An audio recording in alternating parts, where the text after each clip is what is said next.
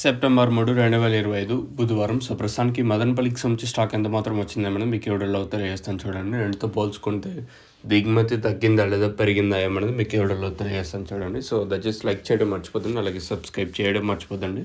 So, ప్రస్తుతానికి stock ఎంత మాత్రం వచ్చిందా ఏమన్నది మీకు ఈ వీడియోలో తెలియజేస్తాను.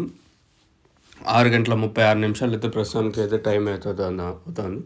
సో, ఇప్పటివరకు వచ్చిన స్టాక్ ప్రకారం మాట్లాడుకుందాం. నిన్న మొలకల చెరువు కానీ అలాగే అంగళ్ళు మార్కెట్ కానీ చాలా వరకు డౌన్గా నడిచాయి మార్కెట్లో వచ్చేసి.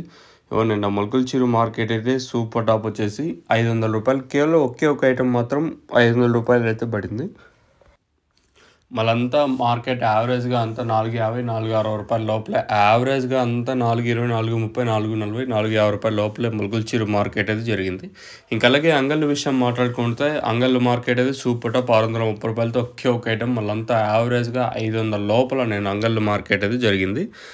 ఇది అంగళ్ళు మొలకల చెరువు మార్కెట్ సంబంధించి నేను ఇన్ఫర్మేషన్. ఇంకా అలాగే మదనపల్లి స్టాక్ విషయం మాట్లాడుకుంటే మనం ముందుగా టీవీఎస్ మండి లైన్ మాట్లాడుకోవాలి. ఈ లైన్లో కేక్ బాగా వచ్చినాయి, తర్వాత ఎంఆర్కి బాగానే వచ్చినాయి, తర్వాత టీవీఎస్కి పర్లేదు ఒక 3-4 మండీలు కొంచెం పర్లేదు దిగుమతి అయితే పెరిగింది. నేటితో పోల్చుకుంటే ఈ లైన్లో ఒక 20% ఎక్కువే ఈరోజు స్టాక్ వచ్చేసి. నేటితో పోల్చుకుంటే లైన్లో దిగుమతి పెరిగింది.